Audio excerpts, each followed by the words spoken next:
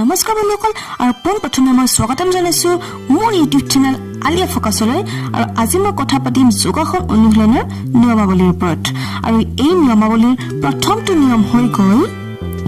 আপোনালোকে ৰাতিপুৱাৰ বাহিৰে অন্য সময়ত খালি পেটে যোগাসন কৰা অনুচিত অৰ্থাৎ ৰাতিপুৱাৰ বাহিৰে যদি আপুনি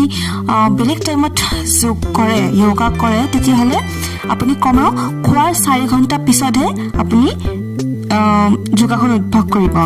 তাৰ পিছত 2 নম্বৰটো হৈ গ'ল যোগাসন কৰাৰ পূৰ্বে কিছু সময় খালি হাতে ব্যায়াম কৰি গালৈ গৰম আনিব লাগে অৰ্থাৎ শৰীৰটো গৰম কৰি ল'ব লাগে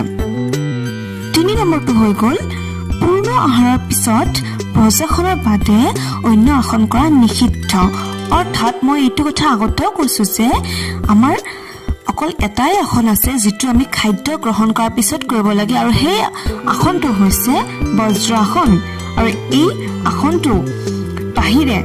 আৰু আন কোনো ব্যায়াম আমি খাদ্য গ্ৰহণ কৰাৰ পিছত কৰিব নালাগে এতিয়া 4 নম্বৰটো হৈ গ'ল মহিলাসকলে ঋতুকালীন সময়ত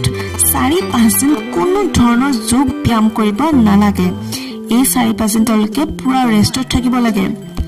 তাৰ পিছত 5 নম্বৰটো হৈ গ'ল গৰ্ভৱতী তিৰোতাসকলে গৰ্ভধাৰণৰ 3 মাহৰ পিছতহে যোগাসনৰ কেৱল ধ্যানাসনসমূহ কৰিব লাগে প্ৰসৱৰ পিছতো পুনৰ 3 মাহ অতিক্ৰম কৰিহে যোগাসন কৰিব লাগে ইয়াৰ পিছত 6 নম্বৰটো হৈ গ'ল ছাত্ৰ-ছাত্ৰীসকলে প্ৰথম অৱস্থাত 5ৰ পৰা 6টাৰ বাহিৰে বেছি আসন কৰিব নালাগে কাৰণ তেওঁলোক সৰু থাকে গতিকে তেওঁলোকে প্ৰথম অৱস্থাত 5টা বা 6টাই কৰিব লাগে ইয়াতকৈ বেছি কৰি তেওঁলোকৰ হয়তো কিবা প্ৰব্লেম হ'ব পাৰে পিছত উপকাৰ অনুযায়ী তেওঁলোকে আসনৰ সংখ্যা বঢ়াব পাৰে গতিকে বন্ধুসকল দেখিলে মই কিছুমান নিয়ম কৈ দিলোঁ আপোনালোকে যোগ আসন কৰাৰ লগে লগে এই নিয়মকেইটা যদি মানি চলি কিনে আপোনালোকে যোগ বা আসন কৰে তেতিয়াহ'লে আপোনালোকে দেখিব যে আপোনাৰ যিবোৰ প্ৰব্লেম হৈ আছে দেহত সেইবোৰ লাহে লাহে কমি আহিছে গতিকে আপোনালোকে সদায় চাই থাকক মোৰ আলিয়া ফকাছ চেনেলটি মোৰ চেষ্টা সদায় অব্যাহত থাকিব মই যাতে সকলোৱে আপোনালোকৰ কাৰণে এটা নতুন